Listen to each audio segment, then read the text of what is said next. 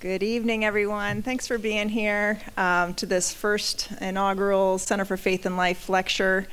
It's my privilege to introduce Dr. Jim Spiegel, who is the Executive Director for the Center for Faith and Life. He joined Geneva after nearly 3 decades of teaching and program leadership. Just recently coming from the Kalos Center for Christian Education and Spiritual Formation in Columbus, Ohio, and where he hosted the Kalos Center podcast, delivering content to help audiences think Christianly about culture, vocation, and public life. Spiegel's academic work has explored philosophy of religion, ethics, philosophical theology, virtue epistemology, and aesthetics. He has authored or edited 11 books and published more than 100 articles and chapters. Some representative titles include Hell and Divine Goodness, The Making of an Atheist, The Love of Wisdom, A Christian Introduction to Philosophy, and Gum, Geckos, and God, A Family's Adventure in Space, Time, and Faith. I'll have to buy that one for sure. His research appears in journals such as Metaphilosophy, Philosophia, Faith and Philosophy, Science and Engineering Ethics, and the International Journal for Philosophy of Religion. Before coming to Geneva, Dr. Spiegel taught for nearly 3 decades, beginning at Minnesota State University, and then for more than 25 years on the faculty at Taylor University. He later served as adjunct faculty at Indianapolis Theological Seminary and also as a John Templeton Research Fellow at Hillsdale College. Across these roles, he focused on integrating biblical truth with the intellectual life and on mentoring students to bring Christian wisdom to their studies and callings. He has also written for wider audiences in outlets including Christianity Today, Touchtone, The Conversation, The Federalist, and Books and Culture. Over his career, Dr. Spiegel has delivered hundreds of presentations in academic, church, and community settings, and participated in more than 60 radio and podcast interviews. At the Kalos Center, he convened classes, public forums, and conversations with guests from medicine, economics, law, the arts, and Christian scholarship, illustrating how Christian faith informs work across the vocations. Dr. Spiegel has a BS from Belhaven University and an MA in philosophy from the University of Southern Mississippi. He also holds a PhD in philosophy from Michigan State University. He's a passionate fan of the Detroit Lions. I know. Soon to be a passionate fan of the Pittsburgh Steelers as well, I'm sure. He and his wife, Amy, are parents to 4 young adults. In this first inaugural lecture of the Center for Faith and Life, Jim will speak on the topic, The World as Work of Art. Please join me in welcoming Dr. Spiegel.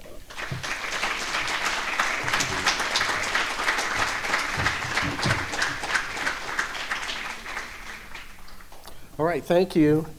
It is a blessing and an honor to be here. It is true, I'm a lifelong Detroit Lions fan, and my wife, who's here, she sometimes makes fun of me for being a promiscuous sports fan. I've lived in all these different places, in Mississippi and Indiana and Michigan, Ohio, and I have kind of, caught the bug regarding each of those sports teams. So I've got several favorite NFL teams. Why not add another? In the Steelers, they have, the most illustrious tradition in the NFL. I can say that with some objectivity. So who knows? Maybe a year from now, I'll be a bona fide fan. We'll see. Thank you. Thank you very little. All right. Can you hear me okay? Am I projecting all right? Yeah? I sound good to me. I can hear me. But so I'm working on this book that is at least tentatively entitled A Thing of Beauty, How Everything is Art and Art is Everything.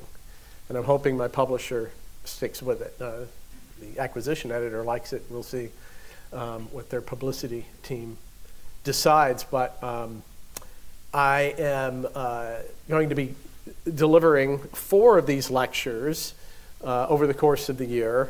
The next one will be in December, and then 2 in the spring.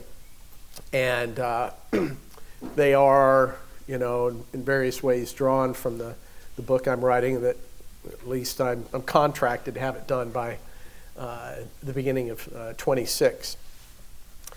But the thesis of the book is that literally everything is art, or the artist who has made everything. And the implications of this are profound, and I'm going to share a little bit with you how I came to this conclusion and some of the implications of that, okay? And we should have time for some Q&A. So as questions arise in your mind, make a mental note, and then be prepared to assail me with those questions, okay? So my great awakening came while reading Friedrich Nietzsche. I had read at least 9 of his books previously, so his rhetoric was nothing new to me, nor were his blasphemous jokes shocking anymore. In fact, I had learned to read Nietzsche with the same smug attitude that he displayed in his writing. Here was a man who had written a book in honor of himself, entitling it Ec Homo, Behold the Man, which is what Pontius Pilate said about Jesus. The chapter titles are no less self-important. Why I am so wise, why I am so clever, and why I write such excellent books. But Nietzsche's pride is hardly as striking as his brazen atheism and outspoken hatred of Christianity.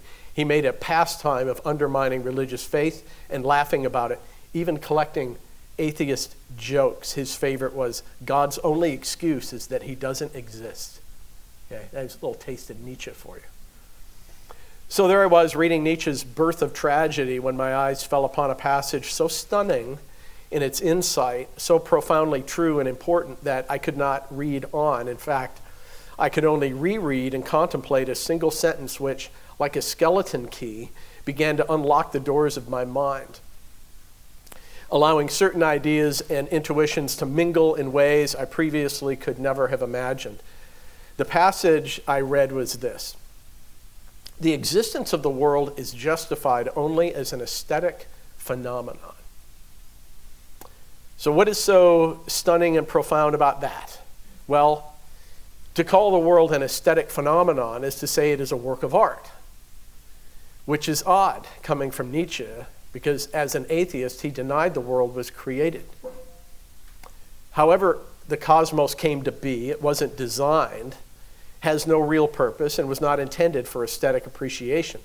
But a work of art is designed, does have purpose, and is intended for appreciation.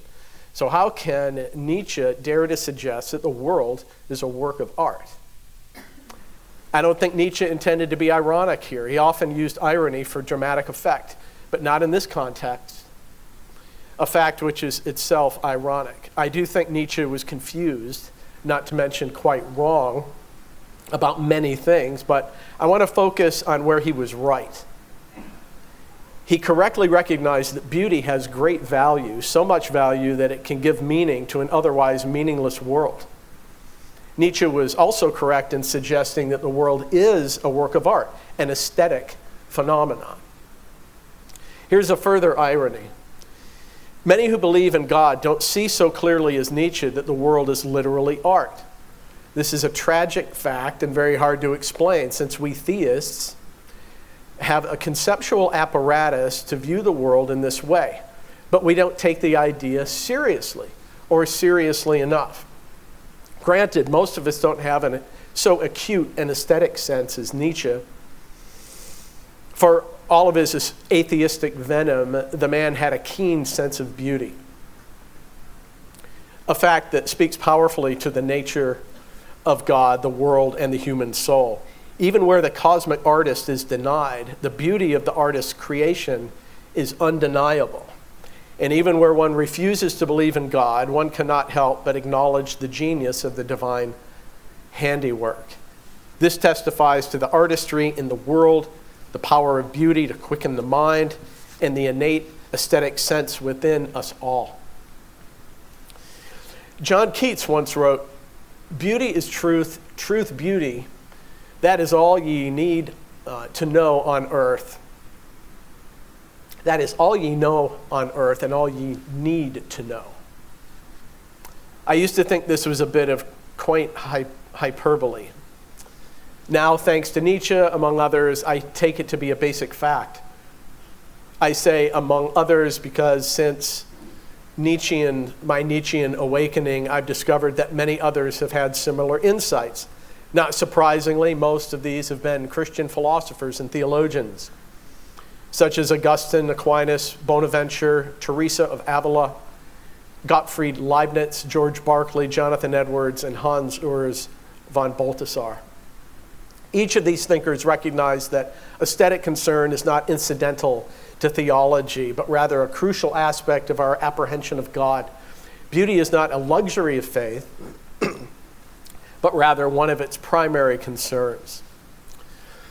This might sound like a radical claim, but the centrality of beauty is not only doctrinally orthodox, but implicitly acknowledged by all who seek and love God. A proper emphasis on aesthetics powerfully nourishes faith and the moral spiritual life. In fact, there is literally no domain of human activity and learning that is not enriched by this insight. This is the upshot of my book project, as well as the four talks that I will give in this CFL lecture series. So part one, the aesthetic interpretation. So Nietzsche was obviously an outspoken critic of Christianity, but a strong proponent of the arts. He maintained that art and not morality is the truly metaphysical activity of man. In fact, he continues, the existence of the world is justified as an aesthetic phenomenon, as I mentioned. Indeed, Nietzsche finds, as quoting him, only an artistic meaning and crypto meaning behind all events, a God, he uses a little g, small case g, if you please, but certainly only an entirely reckless and amoral artist God who wants to experience, whether he is building or destroying, in the good and in the bad, his own joy and glory. One who, creating worlds, frees himself from the distress of fullness and overfullness and from the affliction of the contradictions compressed in his soul, end quote.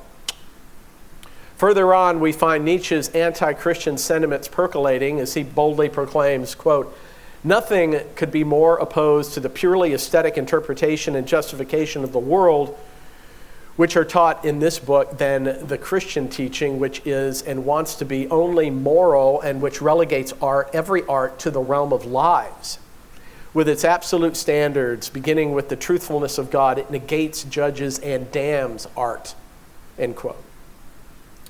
Now, the question these passages beg to ask is this: are Nietzsche's claims here correct? Given our discussion to this point, we must arrive at two key conclusions. The first is that Nietzsche certainly is on target when he regards the world as an aesthetic phenomenon. Secondly, while it is clearly the case that historically many Christians have, for one reason or another, damned, shunned, or otherwise devalued artistic endeavor, it is not true that Christianity does so. On the contrary, a truly Christian perspective highly values the arts precisely because the world is, as Nietzsche suggests, an aesthetic phenomenon. To recognize this is at once to commend the great German scholar for his first claim and to reject the latter. That an aesthetic emphasis is properly biblical is clear from such facts as those noted in the previously regarding that I will note regarding the Genesis account of God's creation of the world, his fashioning human beings in his image. Moreover, a long tradition of important Christian thinkers have argued for the centrality of aesthetic concerns for the Christian. Building upon their ideas, I want to suggest that a Nietzschean aesthetic interpretation of the world provides an appropriate model for the Christian. All right, so let's consider this late 17th, early 18th century scholar named Gottfried Wilhelm Leibniz. He employed the comparison of the world to an artwork for apologetic ends. Like some of his contemporaries, Leibniz regarded every living organism as, quote, a sort of divine machine or natural automaton, which infinitely surpasses all artificial automata. For a machine made by human art is not a machine in all its parts. The machines of nature are, on the contrary, machines even in their smallest parts without any limit. Herein lies the difference between nature and art, that is, between divine and human art. Interesting language from Leibniz. Thus, under Leibniz's conception, God is like a craftsman, and the cosmos is his art. It is on the basis of this model that Leibniz addresses the problem of evil raised by skeptics. He offers what has been called an aesthetic theodicy, where he reasons that just as in a painting, darker shades are necessary to complement and accentuate the brighter colors in order to bring about the beauty of the whole, so must evil serve the purpose of contributing to the good of the whole cosmos. That's Leibniz's basic reasoning in fending off objections from evil. A more elaborate aesthetic conception of the world comes from the Irish bishop George Berkeley. Probably influenced by Leibniz, Berkeley employed an aesthetic theodicy much like that of his elder contemporary. But the Irish bishop extended the metaphor to the literary arts. The visible world, he suggested, may be conceived as a sort of language for the eyes. Berkeley talks about how God speaks to the eyes. Consider first the written word. When we read a text, what we literally see are sequences of symbols. We only indirectly encounter meaning as we make associations and inferences from the symbols that we perceive. It was Berkeley's point that this goes for visual perception generally. As we look about us, what we see directly is a multitude of shapes and colors. That's literally all we see, is shapes and colors, none of which carry any significance by themselves. When seen repeatedly in certain combinations and sequences, however, meaning emerges, much as in written language. For instance, just as particular words, for example, cat or apple, are complexes of simple components or universals, such as the letters E, A, T, and so on. In a text, so are particular objects in the visible world. Collections of universals, analyzable in terms of color, like black and orange, and shape, like oval and rectangular. Furthermore, the rules of syntax which govern the linguistic world have the laws of nature as analogs in the physical world, meanings being possible in each case if and only if there is sufficient consistency in the way the symbols are grouped and sequenced. Thus, given an ordinary understanding of language, nature is properly considered such, for it is constituted by, this is quoting Berkeley, sensible signs which have no similitude or necessary connection with the things signified, so as by the apposite management of them to suggest and exhibit to our minds an endless variety of things, differing in nature, time, and place, thereby informing, entertaining, and directing us as to how to act, not only with regard to things near and present, but also with regard to things distant and future. Okay. The implications of this that most interested Berkeley were apologetic in nature, for if this is correct, then we may naturally infer that, as in any discourse, there's some intelligent mind behind nature who aims to communicate with us. This visual language proves, Berkeley concludes, that, quote, a provident governor, actually and intimately present and attentive to all our interests and motions, who watches over our conduct and takes care of our minutest actions and designs throughout the whole course of our lives, informing, admonishing, and directing incessantly in a most evident and sensible manner. Berkeley's model, like that of Leibniz, naturally prefigures Nietzsche's notion of the world as an aesthetic phenomenon. Though they conceive of the cosmos under different media, both Berkeley and Leibniz understand the creator as a cosmic artist. Whether figuratively interpreted as architect, painter, or author, God is engaged in crafting something beautiful. Turning now to another 18th century scholar, Jonathan Edwards, we find an aesthetic emphasis applied not to the physical world, but to the moral realm. In his book, The Nature of True Virtue, Edwards offers an ethical theory that runs against the grain of traditional philosophical categories. Instead of distinguishing virtue and beauty as distinct qualities, he identifies the former as a species of the latter. Virtue is a kind of moral beauty of the mind, pertaining to those choices and acts which are of a moral nature. As Edwards puts it, quote, virtue is the beauty of the qualities and exercises of the heart, or those actions which proceed from them, end quote. To be more specific, virtuous acts are essentially manifestations of the love of being. And any person who acts in a consistently benevolent way towards being is a virtuous person. To this, Edwards adds that God, being the most excellent being, is also most beautiful. Being the source of all things, he is also the source of all beauty. And since he is most beautiful, the loving of God or striving after him is another way of conceiving the essence of beauty.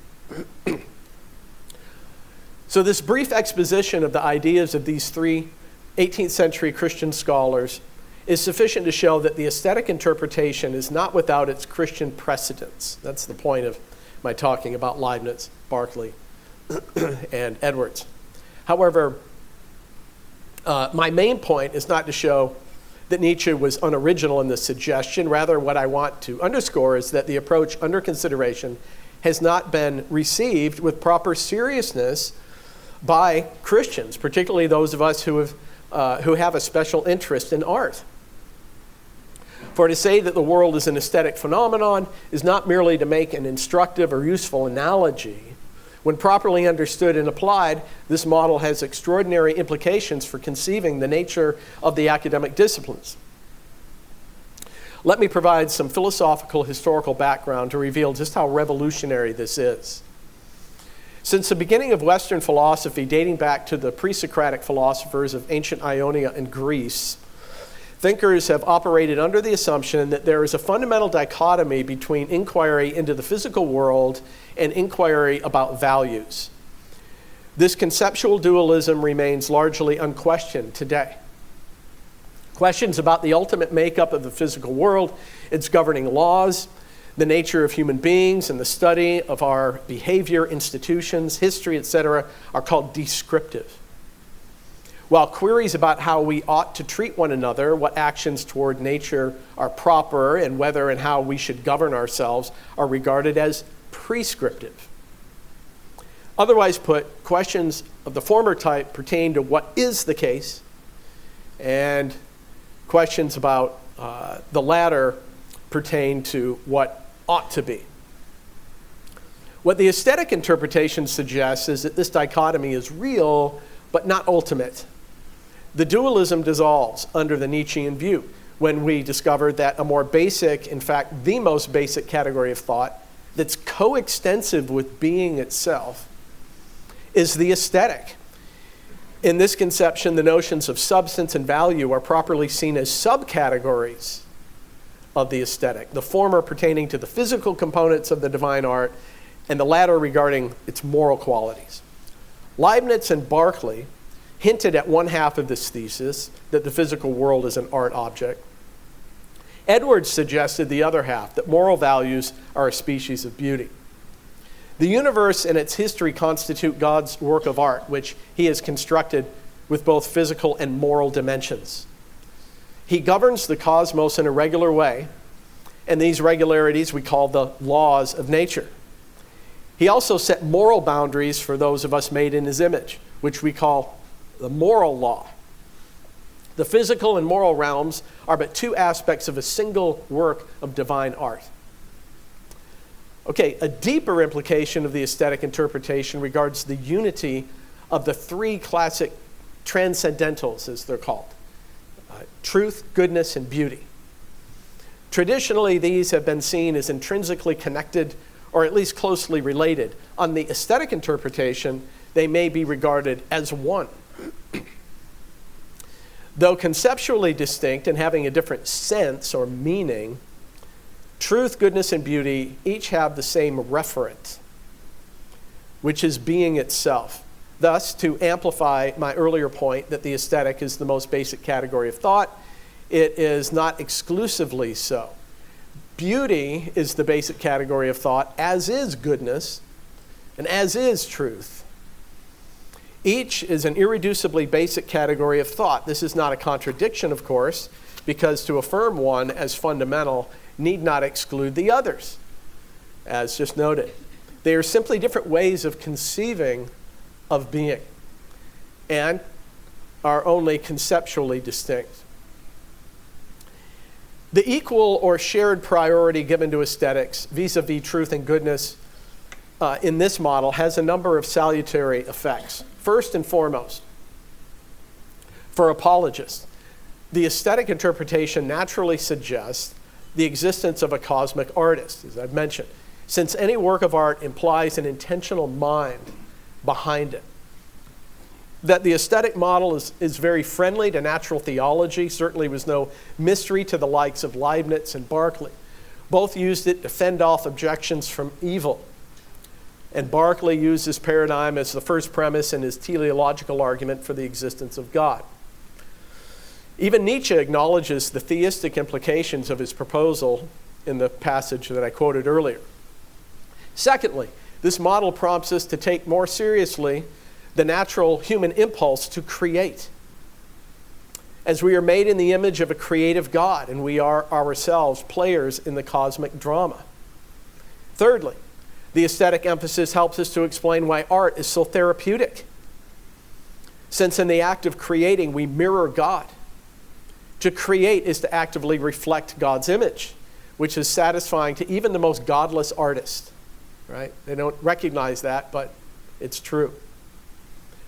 Furthermore, to understand this is to better appreciate the strength of the temptation to idolatry, to graven images. For like our Maker, we are prone to admire and appreciate the fruits of our artistic endeavor. Hence, it should not surprise us when we encounter cases of art worship, the deification of artists, and other characteristics of religiosity within the art community.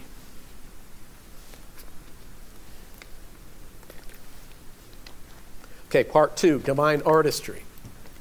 Thus far, my justification of the aesthetic interpretation has been driven by arguments from philosophers and theologians. I want to turn now to direct scriptural support for this thesis. In the Genesis creation account, God assesses his work. In verses 4, 10, 12, 18, 21, and 25 of this first chapter, the writer declares, "And God saw that it was good." Verse 31 offers the following summation. God saw all that he had made, and it was very good. This is an evaluative judgment so ordinary that it's easy to miss its import. The Hebrew term translated as good in each of these passages is tov, a word denoting that which is pleasing, pleasant, or delightful. In some passages, such as in 1 Samuel 9:2, 1 Kings 20, verse 3, and Daniel 1:15, it specifically describes that which is agreeable to the sight or the senses. Elsewhere, it refers to that which gives pleasure to our higher nature. For example, in 1 Samuel 25:8, Esther 2:6, several other passages in Esther, in Zechariah 8:19, and Malachi 2:17. But it's most likely that tov in the Genesis creation narrative means that which is good or excellent of its kind. This meaning is the same sense that the term has in Exodus 3:8 and Numbers 13:19, where it is used to describe the land of Canaan. Evaluative terms and judgments have a variety of uses, but their basic applications are moral, legal, political, prudential, and aesthetic. Okay? 5 different possibilities there. Which category fits the Genesis 1 evaluation of God's creation, that it was very good? Well, the phrase cannot be employed here in the moral sense, for moral evaluations properly apply only to persons and their actions. Rather, the assessment is clearly being applied to the world, inanimate nature, non-human organisms, which falls into neither category. It's equally obvious that the judgment is neither legal nor political in nature. As for the possibility that this is a prudential judgment and that the term good is used here merely to indicate the practical usefulness of the created order, this option fails to explain the universal application of the term to all that God has made. For not everything that God has created is practically useful. In what sense, then, can it be said that all he has made is tov, excellent of its kind? The answer is that the term must be applied in the aesthetic sense. The evaluative judgment regards the beauty of the world. This is a frequently overlooked fact about the biblical creation account, and its implications for a biblical aesthetic are profound. The first lesson this text provides is simply that aesthetic evaluations are appropriate. The Genesis narrator, and presumably God himself, makes such an assessment. It is therefore fitting to make judgments regarding the aesthetic merit of a creative work. Second, and more controversially, aesthetic evaluations can be objective. That is, beauty is a real quality of objects, or some objects. And there are absolute standards according to which a thing can be assessed aesthetically. This fact is implied by the presence of the aesthetic judgments in Genesis 1. How can such evaluations be made if not in light of some objective criteria? It is also implied by the fact that the sense of the term tov, denoting a thing that is excellent of its kind, rules out the possibility that the assessment regards the mere subjective response to creation by either the writer or God himself. The use of tov in this narrative suggests not just personal delight or pleasure, but an objective quality about the creation itself, irrespective of any particular person's response. Of course, God does greatly delight in his handiwork. The point is that the judgment of its goodness in Genesis 1 implies more than this. Now, the divine creative act, the scriptures tell us, is not an event that completely ceases with the early chapters of Genesis. God actively upholds the world, sustaining all things by his powerful word, the writer of Hebrews says. Paul declares that God is before all things, and in him all things hold together, in Colossians 1:17. Elsewhere, he notes that in him we live and move and have our being. He's quoting a Stoic poet there, but Paul's affirming that in Acts 17:28. Indeed, the world as a contingent being demands a continual cause for its existence, deistic objections notwithstanding. Such continuing support is tantamount to perpetual creation. This is a point emphasized by many Christian theologians and philosophers alike. Aquinas, for example, writes, quote, "All creatures need to be preserved by God, for the being of every creature depends on God, so that not for a moment could it subsist, but would fall into nothingness were it not kept in being by the operation of the divine power." The preservation of things by God is a continuation of that action whereby he gives existence. Similarly, Jonathan Edwards argues that, quote, "God's preserving created things in being is perfectly equivalent to a continued creation, or to his creating those things out of nothing at each moment of their existence. If the continued creation of created things were wholly dependent on God's preservation, then those things would drop into nothing upon the ceasing of the present moment without a new exertion of divine power to cause them to exist in the following moment. If there be any who own that God preserves things in being and yet hold that they would continue in being without any further help from him after they have once existed, I think it is hard to know what they mean.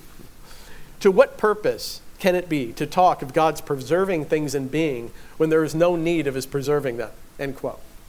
There you have Aquinas, right, who's second in authority only to the Bible itself, according to Roman Catholics. Then you got Jonathan Edwards, who is the hero, I think should be the hero of every Protestant, saying exactly the same thing in terms of God's continually sustaining things in existence, such that if he stopped upholding any part of the world, any part of the cosmos for a split second, it would drop into nothingness, as they put it. These theological and philosophical considerations lead me to conclude that divine creative activity continues on a grand scale, even as you hear these words. The Genesis narrative reports the initiation of God's creative work. Subsequent history and our current experiences testify to his creative persistence. A further observation to be made here pertains to the way that the cosmos authentically reflects the cosmic artist. Nature serves as an unmistakable self-expression of God. As the psalmist writes, the heavens declare the glory of God. The skies proclaim the work of his hands. Day after day they pour forth speech. Night after night they display knowledge. Psalm 19, 1 and 2. And Paul notes that since the creation of the world, God's invisible qualities, his eternal power and divine nature, have been clearly seen, being understood from what has been made, so that men are without excuse. That's Romans 1, 19 and 20. God's cosmic art bears the indelible marks of a powerful, intelligent, wise, and loving being, so clear in fact that we have no excuse for not recognizing their source. Moreover, he is a creator who is into the details, aiming towards ends and purposing particular outcomes of his creation, as is observed by the psalmist when he writes, all the days ordained for me were written in your book before one of them came to pass. Psalm 139:16. The writer of Proverbs notes that the lot is cast into the lap, but its every decision is from the Lord. 16:33. And in his heart a man plans his course, but the Lord determines his steps. Also in Proverbs 16. And as Paul famously asserts, in all things God works for the good of those who love him, who have been called according to his purpose. Romans 8:28. Returning now to the Genesis 1 creation narrative, we find in verse 27 the statement that, quote, God created man in his own image. To be created in God's image, of course, suggests that we share some essential ultimate capacities with the divine nature. Among these are the abilities to reason, will, perceive, love, emote, so on. But more significantly, for our present purposes, humans image God in the capacity to create and to do so intentionally. Like our Creator, human artists properly execute according to a plan, aiming towards a definite preconceived outcome. And just as God's creativity is self-revelatory, we may reasonably suppose that the human artists reveal something of themselves in their art, just as many divine attributes are manifested in God's creation. As Paul notes in Romans 1, the personal attributes of artists are known by their works. Creation, it seems, is essentially an act of divine self-expression. You ever notice that sometimes art teachers, commentators, critics will refer to a painting as, that's a Rembrandt, or that's a Warhol. They won't even say, well, that's a painting by Rembrandt or Warhol. They'll say, they'll name the painting by the artist. It's sort of an implicit acknowledgement. That's just such an immediate self-expression of the artist. All right, part 3. Implications for education.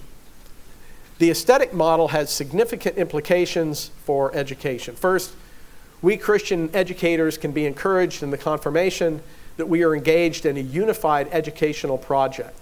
Since the aesthetic interpretation conceives of any subject matter as either the study of God or the study of his artwork, discoveries about any aspect of one domain become crucially relevant to inquiry about all aspects of the other. We may then reconceive of the disciplines accordingly with the following threefold division. First, the pure and applied studies of God's handiwork, which would include the empirical sciences of physics, chemistry, biology, engineering, history, psychology, sociology, anthropology, archaeology, linguistics, comparative religions, and so on. Then you have the pure and applied studies of the ways in which God's creativity is humanly mirrored. And that would include the pure and applied studies of the ways, that would include such disciplines as literature, music, theater, painting, sculpture, architecture, pottery, dance, culinary arts, and so on. And then you have the study of the cosmic artist himself. That would be revealed theology, natural theology. This catalog of the disciplines, though incomplete, provides a rough idea of how the subject matter of the various academic fields may be reconceived within the aesthetic model. Among unlisted disciplines, some fields such as business, economics, and philosophy fall into two or more categories. While placement of the a priori sciences of mathematics and geometry depends upon one's philosophy of mathematics. A second point of application regards the firm conceptual foundation for the integration of faith and learning that this model provides. However different may be the methodologies among our various fields, our goals at bottom are one. We are all engaged in the process of learning about either the cosmic artist or his artwork. The aesthetic model not only makes the integration of faith commitment with the academic disciplines more natural, it reveals the lunacy of the believer who neglects to do so. Such failure is comparable to engaging in an in-depth study of a work of literature while refusing to make any reference to the author, though his or her identity is known. It is for this reason that the natural scientist should never feel queasy about making direct reference to God, either in the classroom or in the context of research. For it's always appropriate to speak of the artist when analyzing the art object. In fact, to do so is necessary from an epistemological standpoint. For complete knowledge of an effect requires at least some knowledge of the cause. The contemporary shame of the natural sciences is the predominance of something called methodological naturalism, doing science as if only the physical world exists. That idealizes empirical inquiry that makes no explicit reference to the supernatural, the intelligent cause of the world. Not only is this unwarranted restriction epistemologically problematic, it's historically aberrant. It reveals a tragic irony in the history of natural science. Nearly 4 centuries of modern science and 2.5 millennia of systematic inquiry about the natural world have converged in pointing towards an intelligent world designer. Yet it's precisely at this point in history that methodological naturalism, which rejects theistic explanations, dominates. The good news is that this methodology is currently under serious and sustained attack. However, I'm convinced that the eradication of this academic disease would occur all the more swiftly should the model I'm proposing be largely embraced. Finally, and most significantly, with the aesthetic model, we have much more reason to place a special accent on the fine arts than we might have had before. The scandal of the contemporary Christian aesthetic will end only if centers of Christian higher learning take initiative to recapture the territory lost in the last century or more. I would submit that the proper inspiration for this endeavor is the realization that all artistic endeavor is theological in nature. The question is not if this poem or painting is relevant to one's faith, but how it's relevant. Not whether a particular stage play or a musical composition relates to some theological truth, but in what way it relates. And so it goes for all creative works, right? Whether they're promoting a theology or denying it, right? They're all theologically relevant. Okay, conclusion. I have here laid out my case for the claim that the world is, as Nietzsche put it, an aesthetic phenomenon. I've defended the idea philosophically and theologically, both from the standpoint of the world as an art object and that of God as the cosmic artist. I've also considered a number of implications of the aesthetic interpretation, not the least of which concerns education and specifically how we categorize the various academic disciplines. In future talks, in this series, I will dive deeper into two particular disciplines, history and science. Elaborating on these respectively is studying the drama and the tangible divine artwork. But in my next lecture, which will be in December, I will delve into the emotional power of art and what this may mean for how we think about God as an artist and ourselves as daily experiencers of his artwork. Thank you.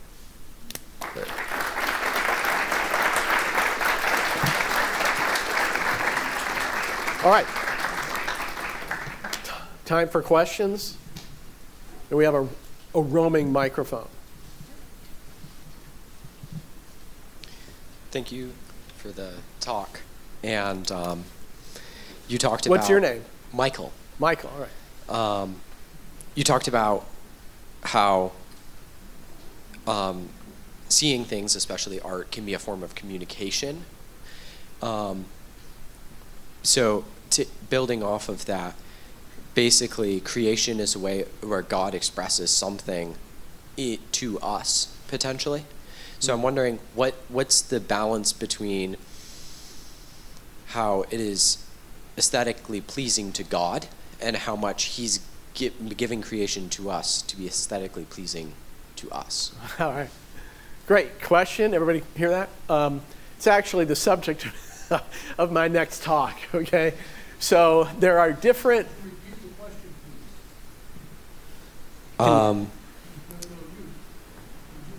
Yeah, so let me see if I understand your question. Since we normally think of art as some sort of communication between artist and audience, what implications does this have regarding how we understand God's communication to us in his artwork? Can I sum it up like that? Yeah, and how does that balance with the fact that art is also an expression of just something we find pleasurable? Yeah. So then okay. God making it for his own pleasure. Yeah. Yeah, so you got that? So I will talk about different, this really raises the question, what is an art object? And there are different theories of art and what an art object is. And in the book, I explore, I develop, I exposit several different theories of art. You got a formalist theory, you got a kind of expressivist theory, art as communication is another, and then you got the ancient Greek mimetic theory. All of them have, interestingly, a kind of emphasis or acknowledgement on the emotive power of art. You ever notice that about art, about music? It moves you emotionally, right? Think about your favorite music, or paintings, films move you. Probably everybody in this room has cried watching a film. Okay, that's serious emotional movement. How is that? What's going on there? However it does it, it speaks to the emotional power of art.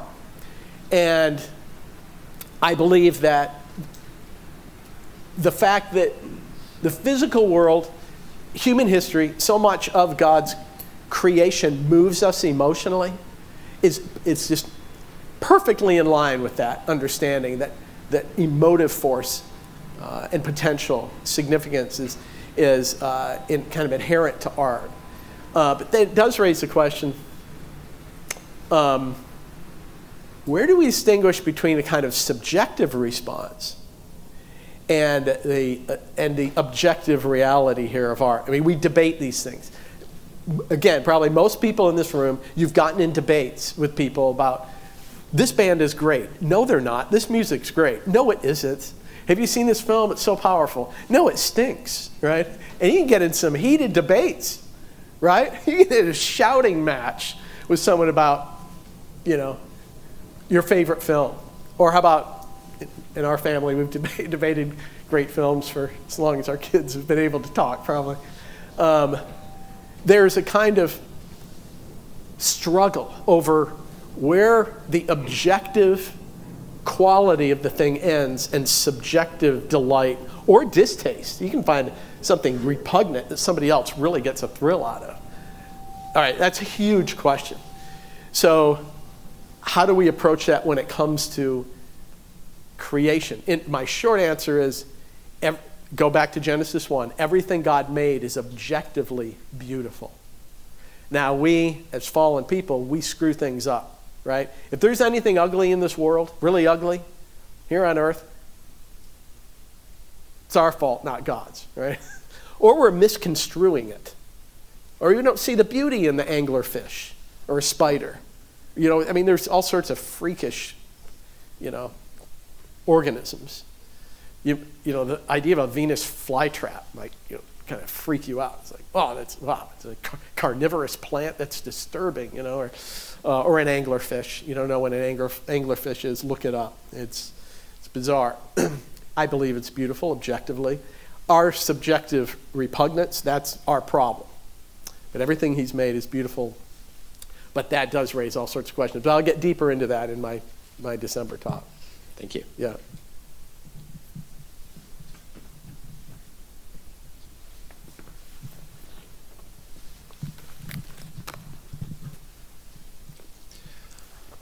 Hi, I'm Luke. You used, or I think you used, I may be misquoting you, but you used the phrase, I think, the scandal of the modern Christian aesthetic. What exactly do you mean by that? Okay, so there was a book published about 30 years ago by a guy named Mark Knoll, great historian. I think he's at Notre Dame. Is he at Notre Dame now? Retired. Called The Scandal of the Evangelical Mind. He's speaking specifically of evangelicals. He calls, by the way, Jonathan Edwards the greatest evangelical mind that ever lived. And I say he's right. But early on in the book, Knoll says, the scandal of the evangelical mind is frankly that there is not much of an evangelical mind. Wow, what an indictment. If you're an evangelical, even if you have a PhD, you can read that and suddenly feel pretty small that Mark Knoll is saying that. Well, his point is that, and there's a long history to this, going back to the birth of 19th century pietism, that in a kind of flight from the academy and the intellectual realm, the evangelical community has just not emphasized intellectual development as much as we should have. But in the 30 years since he wrote that book, things have gotten much, much better. Not as good as they should be. But I see the aesthetic of the evangelical world still suffering severely. And I do experience what you might call Catholic envy, right? A lot of us Protestants do, that I disagree with, some pretty important theological points. I'm definitely a Reformed guy in the 5 solas, but I envy the aesthetic of the Catholic community. There's much stronger, robust aesthetic there. So that's the scandal, is that I believe, someone who's reformed my theology, I think the reformers basically got it right. Our aesthetic should match that in terms of insight. It's like the one thing that makes me wonder, is there something wrong here? You would think if the Reformed theology is right, the aesthetic would follow. And that is a scandal. It's problematic. So that's what I mean by that. Judge for yourself whether that's accurate as a descriptor. Thank you, Luke.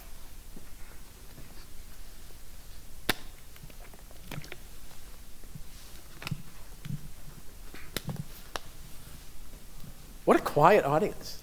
And yet everybody seems to be awake. This is great. All right. So my name's Evan. First of all, thank you for coming to speak. And I was just wondering what your thoughts were on the Week 1 performance from the Detroit Lions when they went into Lambeau Field against the Green Bay Packers. Yeah, it was. To use an aesthetic term, it was ugly. Okay. Yes. Yeah. I like that answer. Thank you. Thank you. Are you a cheesehead? Yeah, I am. My antenna told me so, yeah. Hi, I'm Trevor. Thanks for the talk. I have quite a complex question, so I hope you can follow. But I think it's pretty amazing. So maybe I'll work it into my book. Since God is objectively beautiful, true, good, wise, sovereign, God is love, and he is worthy of praise, can we assert that it is because of his justice that God continually creates and compounds the weight of glory fitting to God throughout all eternity? Then we see the purpose of all God's work, including man, to become nothing in itself, disappearing in connection and unity with the whole picture. That may be why pride is fundamentally ugly, reproachful, and unjust, while humility is the beauty of holiness. So, can all beauty be described as fittingness in relation to God? That's great. That's a great question. I think you might be thinking some of Jonathan Edwards' thoughts after him. You mentioned justice, that there's a certain justice in, to put words in your mouth, the grandeur or beauty of it all. Jonathan Edwards has written what I believe is the most profound text outside of Scripture. And it's called The End for Which God Created the World. You familiar with that? No. Read it, yeah. All right. I recommend it to all of you. Put that on your reading bucket list, okay? So one of the central claims he makes there is that God is in this peculiar position of being perfectly just. As a matter of, you might say, even logical necessity, he must regard each aspect of reality according to its level of excellence. So the more excellent something is, God must regard it according to its level of excellence. Certain things deserve more divine commendation than others. And so the peculiarity is that God also, being perfectly just and perfectly everything else, happens to be the being who deserves the most honor and praise. So what that means is that God must, as a matter of logical necessity, literally do everything he does for his own honor and glory. Don't blame God for that. Some people say, well, God's so selfish, he's all about glorifying himself. As if there's something wrong with that. I mean, if any of us finite beings took that approach, yeah, that would be horrible. But God's in this peculiar position where he, being most just, must regard himself first and foremost in everything he does, giving himself glory in all that he does. So that means that everything he did in creating glorifies himself perfectly. That's a perfectly just thing to do. So it must all be about magnifying God's own glory and beauty, everything that he does. And that's perfectly just. And God would not be perfect if he didn't do it for his own glory. That's kind of addressing the first half of your question, I think. But then there was another element to it. Wasn't there? Or did that hit it all? Well, I mean, praise the Lord for that. But is all beauty beautiful in relation or proper relation to God? Is that what gives it its beauty?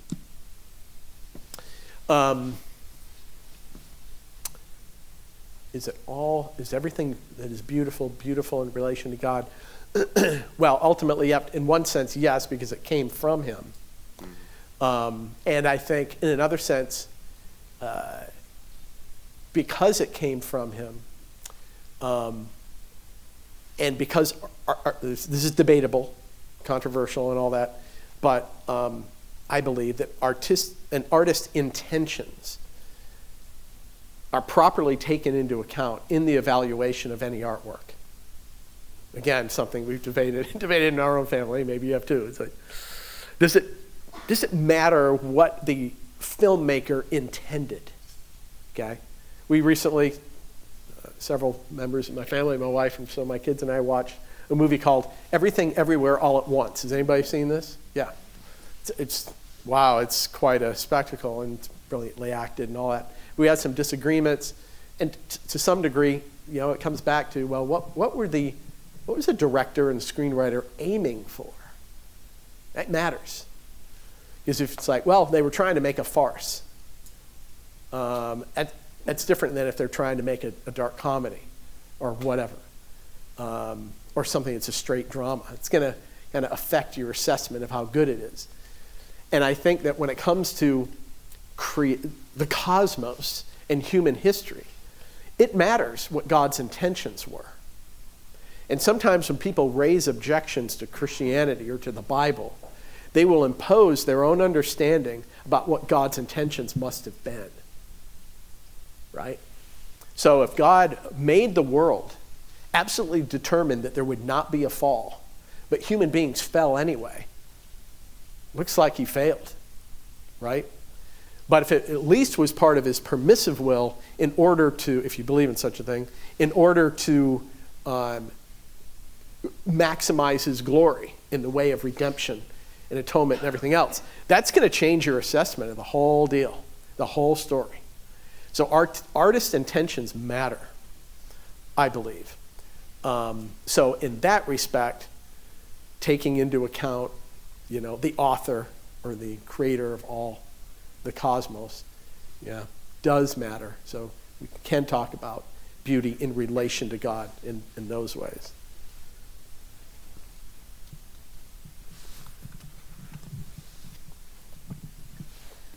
When you say that, everything in essence is beautiful because it was made from God, that's, taking into account, the filmmaker and that, originally it was meant to be, beautiful. Does that, account for, death and sin? Is that, also in essence beautiful because it's from God? Or is that just, of the devil? So there are different ways of looking or evaluating. Great question. Any particular aspect of an artwork that applies here. So you take a character, a diabolical character, like Gollum in The Lord of the Rings, or Michael Corleone in The Godfather. These are despicable characters, right? But they contribute to the overall beauty of the narrative. And I think Judas Iscariot, Pontius Pilate, other bad actors in that whole narrative, Herod. Okay, there's moral ugliness there, isn't there? It's horrible. There's a lot of bad, ugly stuff that goes down in the book of Judges. Horrible. But when you isolate like that, that's exactly what you're doing. You're decontextualizing. You're just saying, let's talk about this character. Definite ugliness, vice, and so on. But that doesn't change the fact that the story as a whole is beautiful. And I'd say it's true about human history. Even though you've got horrible things like slavery and Holocaust and all sorts of injustices and infectious diseases and birth defects and just horrible stuff. But given the whole story and the ultimate redemption of all things at the eschaton, you've got something that's extremely beautiful. And so my point is there's two levels of analysis there. And while we can't call evil good, right, what Judas did that's as evil as it gets. I think my wife and I debate this, but I think Pontius Pilate is even worse. That's just evil, and we can't call that good. But you know what? Again, like Gollum in The Lord of the Rings, without those players, you don't get the final redemption. And so it goes for any evil things that are depicted in artworks, films, whatever. Does that help? All right. You want to follow up?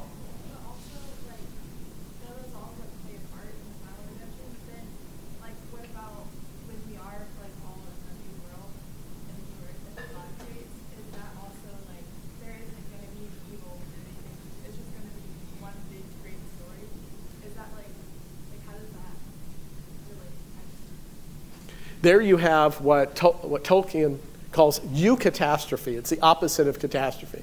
You have this catastrophic development, human history, followed by this beautiful, redemptive, almost impossibly happy upswing. And that's the eschaton and the return of Christ, absolute justice, and everybody getting exactly what they deserve, and far more for those who under his grace get infinitely more than we deserve. That's like this fairy tale-like upswing. And then who knows what God has planned for us in the eschaton, in the new heavens and the new earth. But that's maximal beauty there. The end. You had a question? Yeah. Okay. Hello. How are you? I'm Camden. It's Yeah, we nice met. to meet. Yeah. You and I met in the office. Hi, how's everybody doing? Yeah. So I actually have a question, and it was to do with fiction and Christianity over the whole. So me, myself, although I'm not as afraid as other Christians, a lot of Christians have a lot of gifts that they want to use, but due to sin and them being scared that they're going to fall into sin and them being scared that they're going to have like pride within doing their gift, they hold their gifts back, like writing or music. They're scared that those gifts are going to lead them astray from God. So how would you motivate them to use their gifts for God, even though they're in a place of fear and doubt? That's really good. Yeah. I would, I guess, make the point much more succinctly than I did now in 40 minutes regarding the importance, significance of beauty and human artful creation, and remind them that those gifts that they have are placed in them by God, right? You have a whole range of gifts, and you recognize they're from God, and God wants you to use them for just multiplying the beauty and goodness in this world and edifying other people. And it's a way that artists, right, formal artists, as well as the rest of us who are not professional artists but who do creative things, God gave us those gifts to edify one another. So it's a kind of service of our brothers and sisters. I'd really emphasize that. And that if they're fearful of misusing them, this is where, I guess the second thing is I would encourage them to lock arms with fellow Christian artists. And, there's artistic communities out there, and you have Christian groups of Christian artists. I got a son who's a professional artist, and he's in Detroit. He's making his way into our art community there, but he's intentionally getting involved in Christian fellowships, generally to kind of hold yourself accountable, but then getting to know fellow Christian artists, and he's befriended a guy who's an artist at Ohio State University in their MFA program. He's been very helpful to him. Being intentional about that, and there's a kind of mutual accountability that's really important, whatever your field is. But I think especially because of the power of art, especially for artists to join or take part in fellowship of Christian artists. Yes. So I'm Ariel, and my question was, because you had touched on how idolatry had scared Christianity or Christians out of the arts. My question was, do you think that the sin of idolatry is somehow rooted in the fact that the aesthetic art that the creators are making does not acknowledge the audience or does not acknowledge God, but the reason for that art acknowledges the creators only? I think that's a great question and a very practical one. I think that certainly can make the temptation stronger, where you have purely, I guess, naturalistic art, where films that strive for that present a purely, let's say, earthly or naturalistic perspective. Probably a lot of you are familiar with this book, or is it a series? The Hunger Games? Is that a series? And one of my beefs with this is that, you have this contest. People are, killing one another and last person standing sort of thing. And nowhere in the book, I read the first one day and saw the film, there's no religiosity on the part of anyone, zero. And not that you have to have overt references to religion in any film, but one where people are always on the verge of dying or could be killed any moment. Somebody's going to be religious. Somebody's going to pray. You know, they say there's no atheist in foxholes. And yet it's not there at all. So it's such a lie. That film lies to you. That book lies to you. And that certainly encourages it reinforces more of a naturalistic view of the world. And a kind of idolatry, I suppose. But even Christian art, Christian music, Christian films could be idolized. I think John Calvin's right about this. At least this quote is attributed to him often, that human hearts are idol factories. We're ingeniously and profusely effective at creating idols. You can idolize your own spouse, right? You've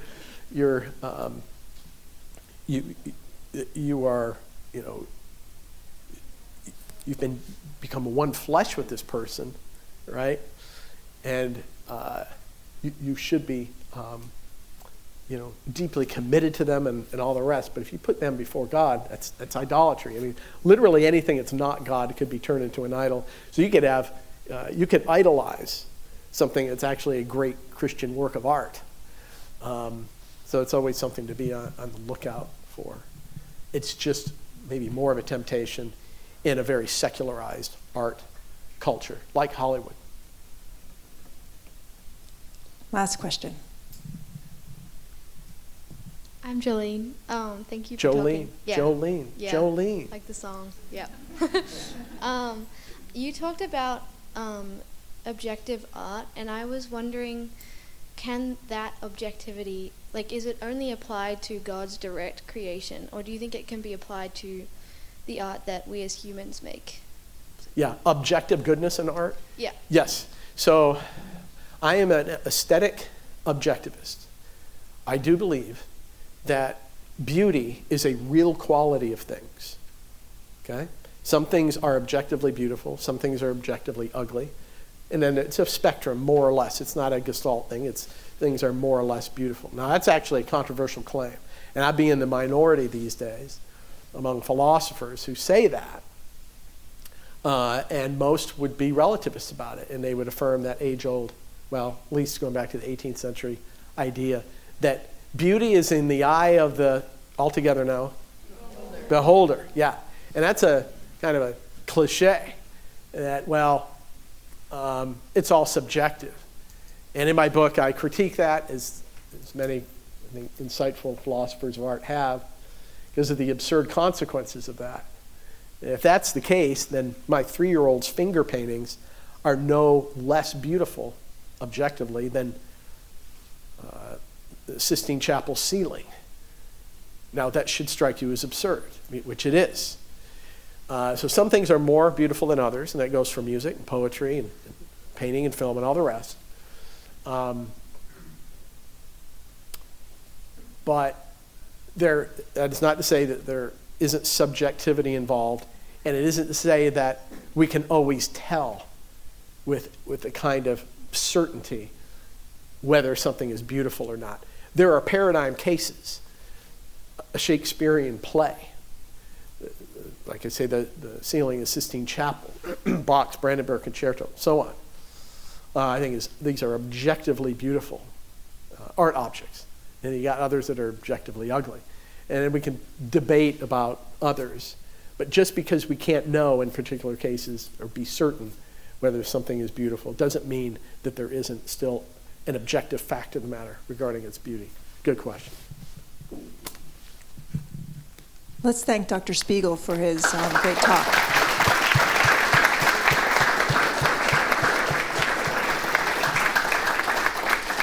Thanks for coming out tonight, and come back in December. Yeah, that's right. Or if you want to look me up and email me and get together for coffee and have a little deeper conversation about any of this, just email me. And also remember, November 14th, we have another GVALS event, also on the topic of art, and so look for that. Oh, I'm sorry, next Thursday. We also have Dr. Frazier giving a lecture.